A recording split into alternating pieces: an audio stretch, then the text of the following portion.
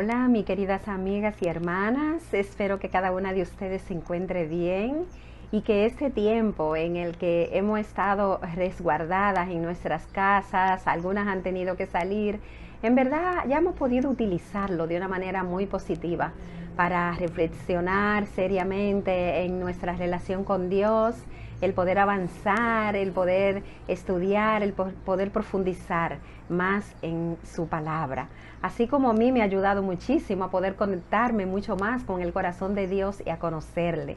Así que quiero compartirle algo que estuve aprendiendo en la Biblia, pero antes vamos a ir a una oración. Querido Dios, Padre eterno, gracias por este tiempo, gracias en verdad Dios por el amor y la compasión que usted nos ha extendido a cada una de nosotras. Le oro, Padre, para que usted dirija todo lo que va a estar sucediendo, todas las palabras que vayan a estar saliendo de mi boca, que sean dirigidas por su Santo Espíritu. Gracias, mi Señor, por todo, y es en el santo nombre de su Hijo amado que le oro. Amén. Muy bien, chicas, entonces, como les decía, quiero compartirle algo que estuve estudiando en la Biblia. Para ello vamos a ir a una escritura que está en Hebreos 12:15. Dice la escritura: procuren que a nadie le falte la gracia de Dios, a fin de que ninguno sea como una planta de raíz amarga que hace daño y envenena a la gente. En esta escritura subrayé dos palabras con la finalidad de agregar énfasis. Es la palabra gracia y la palabra procuren. Y estuve buscando en el diccionario el significado de estas palabras. Encontré que procurar es hacer gestiones o esfuerzo para conseguir algo.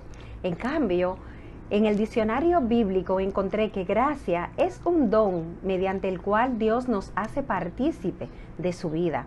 Es el don que Dios concede al hombre para que alcance la salvación.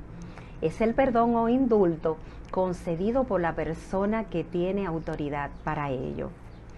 ¿Por qué hago referencia a esto? ¿Entienden ustedes por qué es tan importante que no nos falte la gracia de Dios? Miren lo que dice en Efesios 1, del 7 al 8, en la Nueva Traducción Viviente. Dice la Biblia: Dios es tan rico en gracia y bondad que compró nuestra libertad con la sangre de su Hijo y perdonó nuestros pecados. Él desbordó su bondad sobre nosotros junto con toda la sabiduría y el entendimiento. Dios es el dador por excelencia de la gracia, y Él mismo Él está esperando que nosotras hagamos eso mismo para con los demás.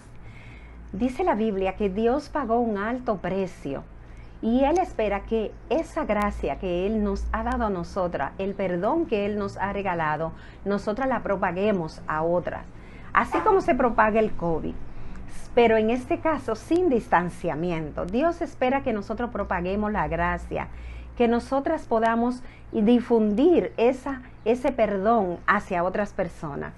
Por ello quiero compartirle un tema que estuve estudiando y que es muy importante para conservar la gracia. Es acerca del perdón. Ese es un tema retante y que cada día se vuelve muy espinoso el aceptarlo, dar el perdón a otros. Para muchas es algo tan serio que hasta nosotras mismas se nos hace difícil perdonarnos. Personalmente a mí me ha costado mucho aprender a perdonarme a mí misma, perdonar mis errores, los errores cometidos en la crianza de mis hijos, al conectarme con las demás mujeres, a relacionarme. La realidad es que me ha costado, pero muchas veces me dejo atrapar por la culpabilidad, por las inseguridades, pero la realidad estoy en proceso, estoy en el proceso de cambio de una manera constante. Hermanas, la falta de perdón es una de las razones por la que podemos perder la gracia de Dios. Dios espera que cada una de nosotras seamos administradora de su gracia y que seamos de forma constante dándola a otros, así como la recibimos de Él. Debemos perdonar para poder recibir el perdón de Dios. Yo personalmente tengo que decidir cada día administrar gracia, ministrar gracia y dar perdón, aunque no me lo pidan. O sea, es algo que yo tengo que decidir. Por eso yo le puse al título de este devocional, La ciencia del perdón. ¿Por qué la ciencia del perdón? Estuve buscando algunas informaciones y encontré que en los últimos tiempos la comunidad científica se ha interesado en estudiar acerca del perdón. Existe un sinnúmero de instituciones que estudian con rigor empírico sus efectos en nuestro cuerpo y en nuestra mente. Estos científicos han caído en la conclusión que el perdón tiene un efecto similar al de la gratitud, pero el perdón no ocurre si aún las heridas siguen abiertas. En el año 1999 existían cerca de 95 estudios acerca de este tema, pero ya para el 2005 habían cerca de 950 escritos acerca de lo que la ciencia había estudiado, de lo que el perdón afecta, cómo afecta a nuestro cuerpo, lo que indica que a este tema se le ha dado una notable importancia.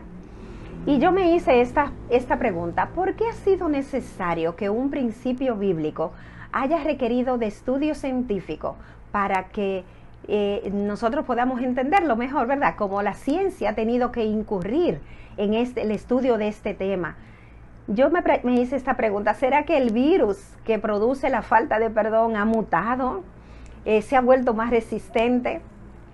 ¿Cuál será la razón que la ciencia haya tenido que incurrir en investigaciones para ayudarnos a entender algo que la Biblia nos enseña, nos demanda de una manera tan simple? Veamos lo que dice la Biblia en Mateo 18, del 21 al 22. Aquí está Pedro preguntándole a Jesús acerca del perdón. Dice la Escritura: entonces Pedro se acercó a Jesús y le dijo: Señor, ¿cuántas veces debo perdonar a mi hermano si no deja de hacerme mal? ¿Debo perdonarlo aún si peca contra mí hasta 7 veces?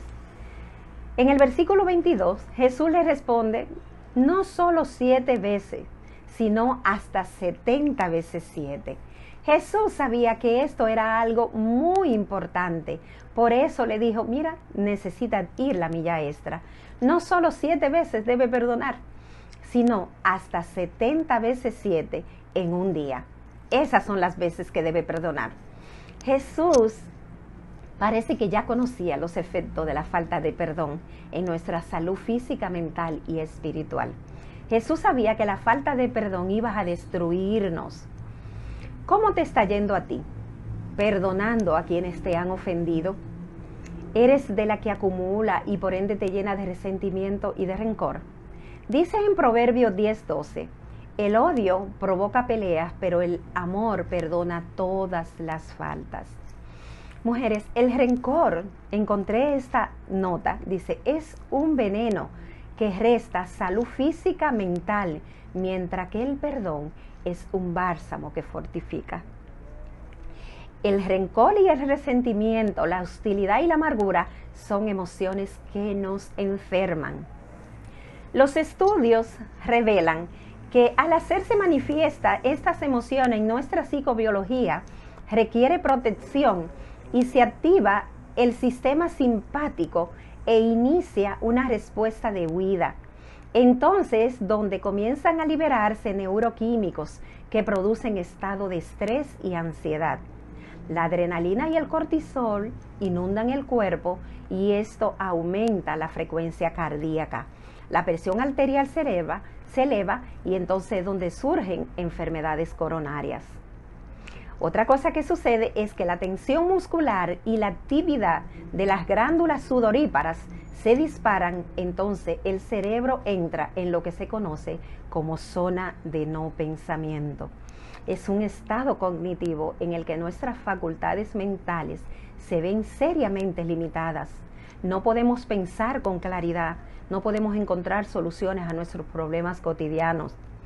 Entonces, viendo eso que los científicos habían encontrado, entonces podemos decir que el rencor es un veneno que nos destruye lentamente, tanto a nivel físico, a nivel mental, como a nivel social, porque destruye las relaciones, destruye nuestro matrimonio, destruye las relaciones entre unas con las otras, destruye las relaciones familiares. En cambio, cuando perdonamos, ese descontrol nervioso se regresa a su punto de equilibrio. Por ende, la presión arterial y el ritmo cardíaco se regula, Los neuroquímicos son reabsorbidos por el cuerpo y el sistema nervioso activa el modo parasimpático, que es, y ahí es donde entramos, el modo de relajación. Mientras que el sistema simpático de nuestro sistema nervioso es el que tiene que ver con el estrés, el sistema parasimpático es el que tiene que ver con la relajación, cuando nosotras estamos calmadas. Miren lo que dice en Proverbio 14:30, en la Nueva Traducción Viviente. Dice la Escritura: la paz en el corazón da salud al cuerpo. Los celos son como cáncer en los huesos. Mientras que la negatividad activa la parte arcaica de nuestro cerebro, perdonar activa las partes más recientes. Entonces, hay un efecto también que, según encontré en los escritos, los investigadores dicen que es cuando la corteza prefrontal y la corteza cingulada de nuestro cerebro entra en acción, y esta es la que se ocupa de la resolución de los problemas, la comprensión a los demás, la empatía, la compasión y el control cognitivo de nuestras emociones. Entonces, el perdón tiene un efecto sanador, tiene un efecto estimulante de las buenas relaciones, de las buenas actitudes. El perdón es una actitud de humildad y reconocimiento de una falta que una persona toma porque ofendió a otra. Tener el control del centro emocional de nuestro cerebro inhibe las reacciones impulsivas alimentadas por la rabia, la ira y el odio. Miren lo que dice en Proverbio 11:30 en la PDT. Dice: practicar la justicia es árbol de vida. El sabio da nueva vida a la gente. El perdón, además de aliviarnos, mujeres, a nosotras mismas, alivia también al que lo recibe. Por eso es importante que nosotras estemos atentas al momento de practicar el perdón, o sea, que no sea algo que nosotros prorroguemos, que aplacemos de una manera. Practicar la justicia, nuestro pensamiento superior se activa al practicar la justicia. Entonces, fíjense qué cosas ocurren cuando nosotras decidimos practicar la justicia y administrar la gracia, ministrar gracia y dar el perdón a otro. Dice la Escritura, dice en los textos, algunas cosas que encontré que suceden, dice que estamos aptas para dar nuevas interpretaciones y visualizar posibilidades de solución a las situaciones. Ponernos en el lugar del otro de forma objetiva.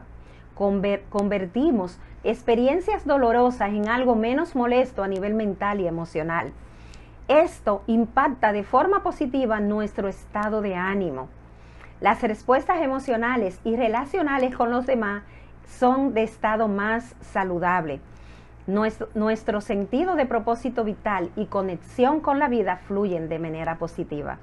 Mujeres, es tanto lo bueno que ocurre cuando nosotras decidimos perdonar, cuando nosotras decidimos actuar conforme al perdón, conforme a lo que la palabra nos manda, de perdonar al que nos ofende, así sea que no nos haya pedido perdón.